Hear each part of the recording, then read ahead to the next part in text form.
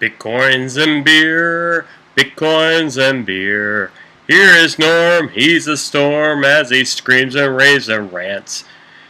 He is here drinking beer, spilling Bitcoins on his pants.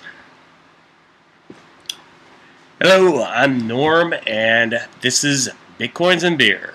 And I'm here drinking beer, ranting about Bitcoins, and answering all your questions, drinking beer.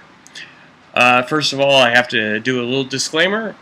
Don't ever trust anybody that thinks they can see this future of Bitcoin, because seeing the future of Bitcoin, you're not Swami, with a crystal ball, seeing the future of Bitcoin. So don't ever take any investment advice unless you do your own research and you feel it is solid.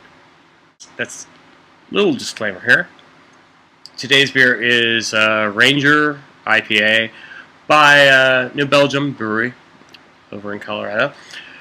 This is going to be the first one, even though I recorded other ones on my other laptop that died when I tried to upload them.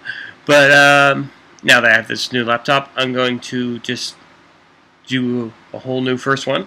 The first episode was explaining Bitcoin, which was a drunken rant explaining Bitcoin, which mentioned things like decentralized, encrypted, peer-to-peer, open source, all these other words that you wouldn't understand unless you maybe had a couple of these.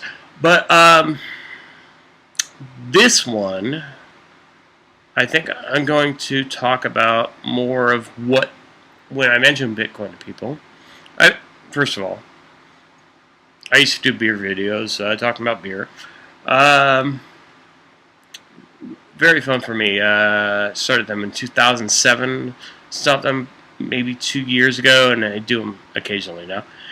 But since then, my focus has been on Bitcoin, because I'm also a tech geek as well as a beer geek, and so now I'm just going to talk about Bitcoin, because that's, like I said, been my kind of focus, because it's fascinating me. And this is why I do these rants to people, because on the internet, because people personally, in person, don't listen to me. How does my ass look in these jeans? How'd you know I was going to talk about that? Your hair looks nice. It's natural.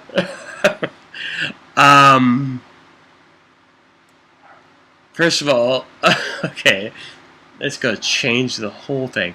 Okay, so one of the things that I get asked about Bitcoin is like, one of the very first things is like, has no intrinsic value.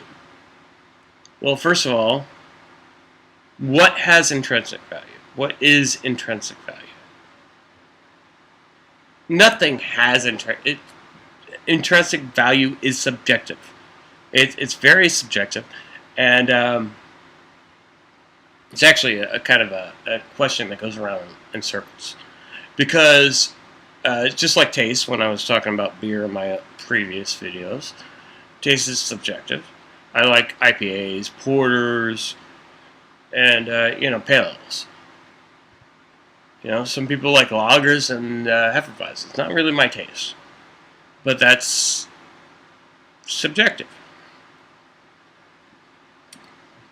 Value is subjective. If you ever watched the movie The Sandlot, okay, I believe they were playing baseball with a baseball to the kids. That value was just the fun of playing baseball. To the father, that had a signature on the baseball, different value to that baseball. And if you don't understand what I'm talking about, I don't want to get into it because I'm drinking too much.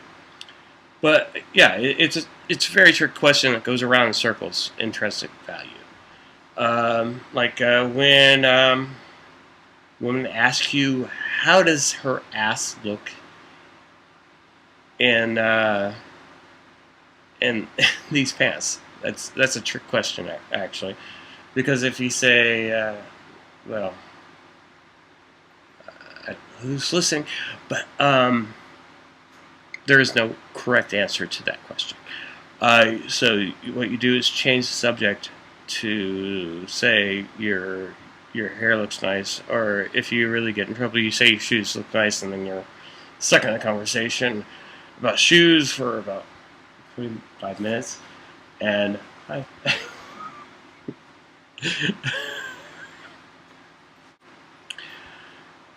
Okay, sorry for the little distracting, but 51%, no, that's not what we're talking about. We're talking about intrinsic value. Originally I was going to talk about 51%, that would be the next video. Okay, so, did you know the dollar bill used to be able to be traded in for something called precious metals, like silver or gold? And on the back of the dollar bill, or on the front of the dollar bill actually, it said, could be traded in for this value in silver, silver certificate. A little while later, they put on "In God We Trust" on the back of the dollar bill. And maybe later on in these rants, I will bring out an older dollar bill that doesn't have that. So basically, we cannot trade in the dollar bill for silver at the bank anymore, because it is basically backed on faith, which is "In God We Trust." Which leads me back to the value is subjective, like taste. Well, if you do not understand this, drink more and maybe you'll understand it. But value and taste are subjective. So if you believe Bitcoin has value, that is subjective. If you believe the dollar bill has value, that is subjective. I've also heard this stuff about, Bitcoin can be used to launder money and do all this stuff. It's like, poker chips in Vegas can be used to launder money, as far as I know. But, I'm not in Vegas, so what value does that poker chip have to me? Nothing here, unless I'm in Vegas. So, no value at all. It's me here. Let's have some historical value. If I have let's say this is a blank piece of paper. It's not really blank because I have something else printed on the other side. But if I have a celebrity sign that, all of a sudden that worthless piece of paper becomes valuable to somebody. Subjective value.